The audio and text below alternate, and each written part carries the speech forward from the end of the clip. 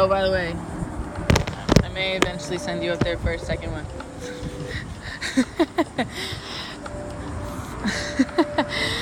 Oh my god.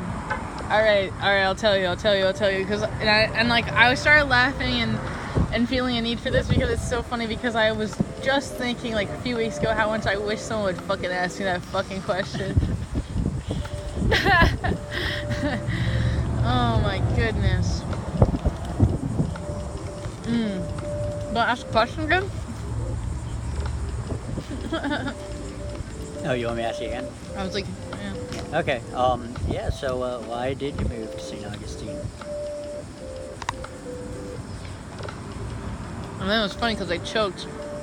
And you're like, sore subject. Yeah.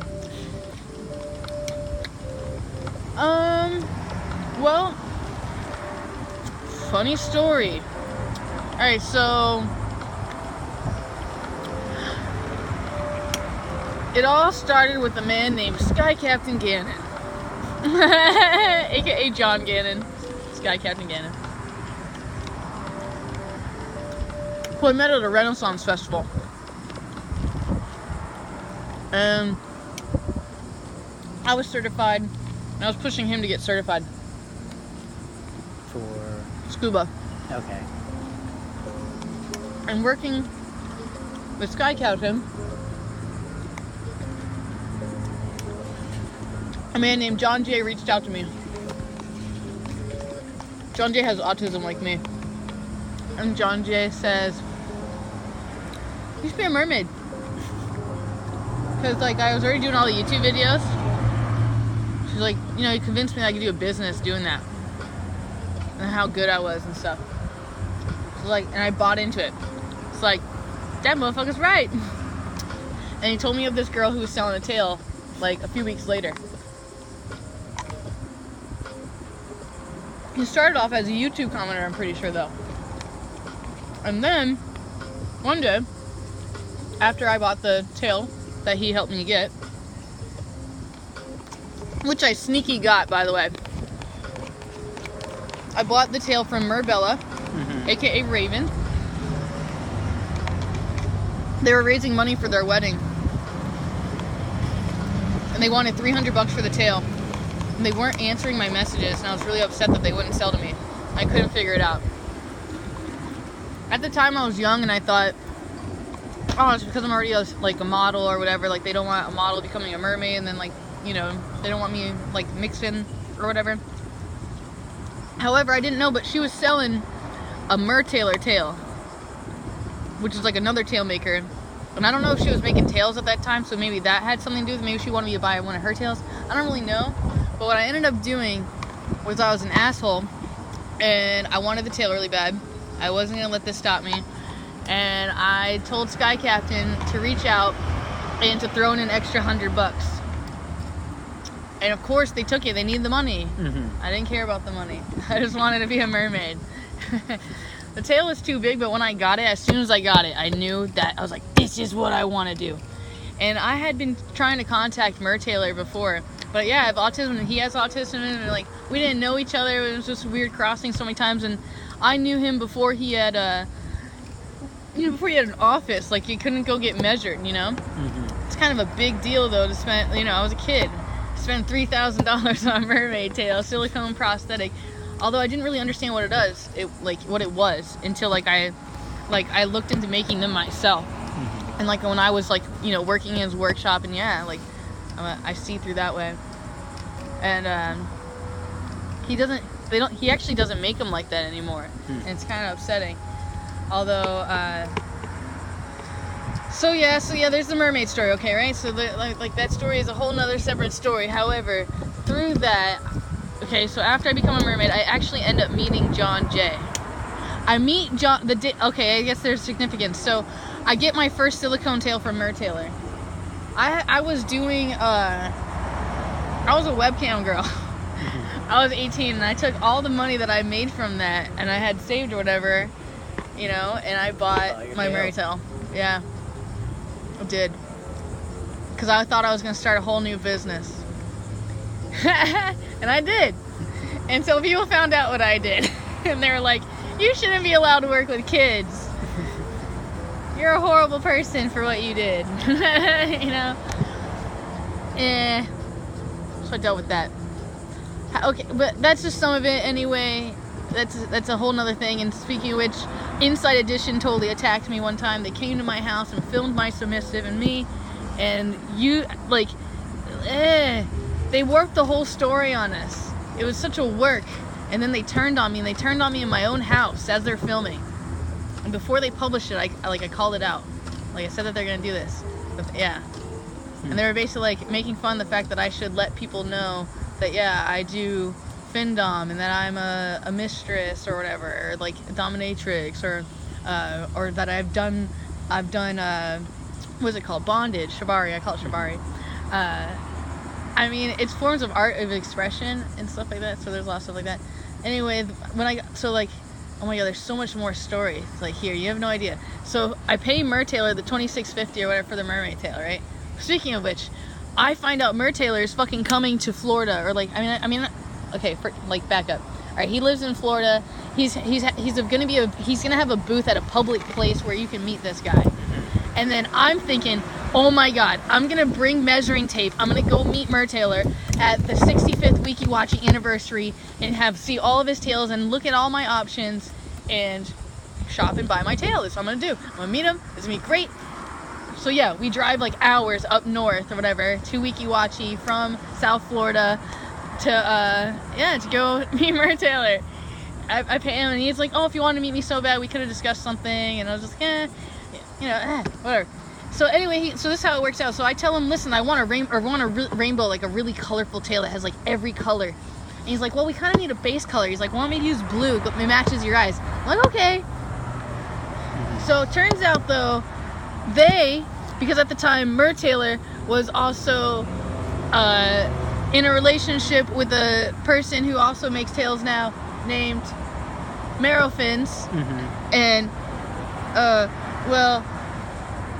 so they made their version of another mermaid's tail, basically, which is off of a very amazing, talented tail maker, Mike Vandal, who's also epically close and best friends with Mermaid Melissa, who hates my guts because Orlando Mermaid, by the way. Oh, she hates me because I live in St. Augustine. She was born here. It's really creepy how our stories align, to be honest. Yeah, exactly. She got really screwed over by the modeling industry, so she went to the the mermaid.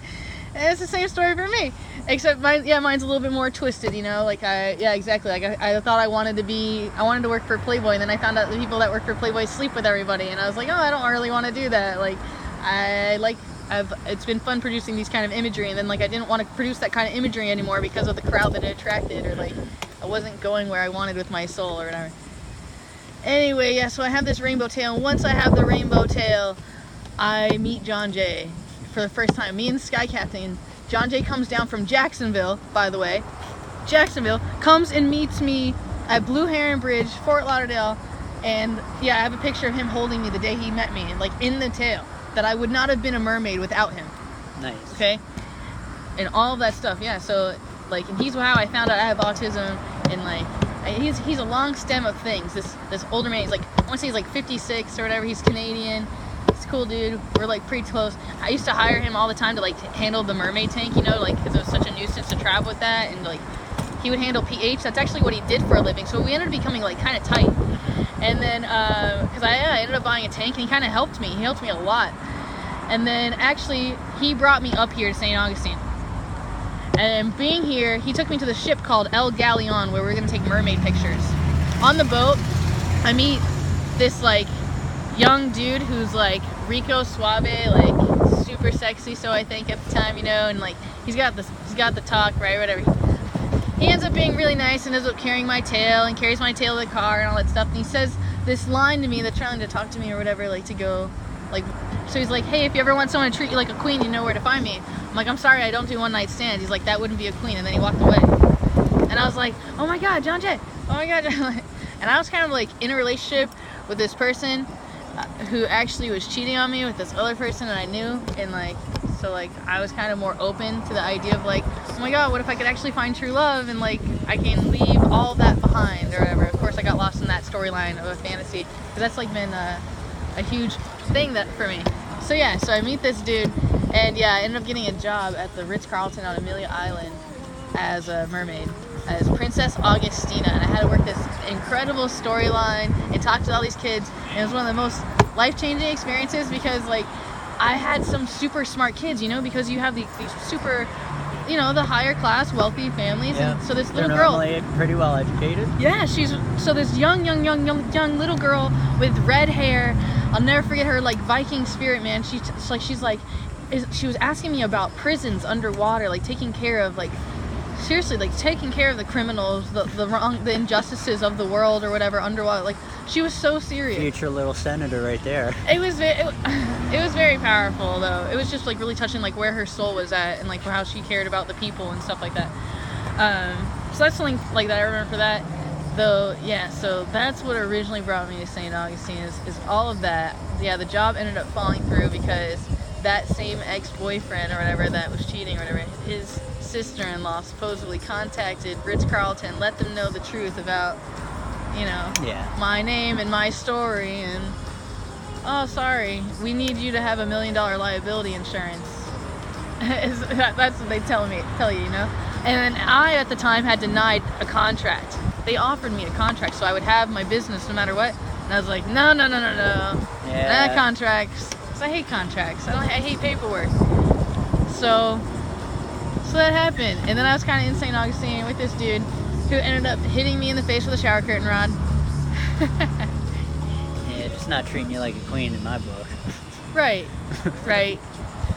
Maybe medieval times. It was definitely like a intense relationship. He was very submissive. He was like super duper serving. And then I've actually recently been called out. I love violent men, man. I'm a violent person myself. Like I definitely have that spirit that like the nice way of putting it is my warrior, my inner warrior. Yeah. And then basically me and John were like on and off for like a long time. Like even after that event. Like could not stay away. He was a Leo, me a Pisces, and just we moved to Orlando at one point because like he was at the magic shop, and the magic shop had like moved us to Orlando, and like I was in Orlando for like I don't know, like a couple months, like half a year or whatever. I have no idea. That time frame when I found that tweet from a long time ago. Yeah. I'm like searching for Hey, well, that's Orlando. exactly how I would find out exactly how long I was in Orlando. Yeah. Like from my tweets and my photographs. Because I was there a short time, and yeah, that's where I met Princess Allie. And actually in Orlando, damn it, is where Orlando is where I had become the most obsessive about Findom and Femdom and the whole like altered spaces or BDSM of other, you know, outlets for all that stuff. And then it became like an obsession because when he went to work, what was I doing? And then like he developed a relationship while I'm, of course, you know, at home messing around with Fantasyland, which was great, you know. And like we weren't meant to be anyway, so I ended up going back to Miami for a while, and then I wanted to come back for him again at one point, and I came back, and then I left again, and then I realized that like it wasn't for him, and I came back, and I actually came back because I met somebody else. I met like this Hash House Harriers person. I want to get there too.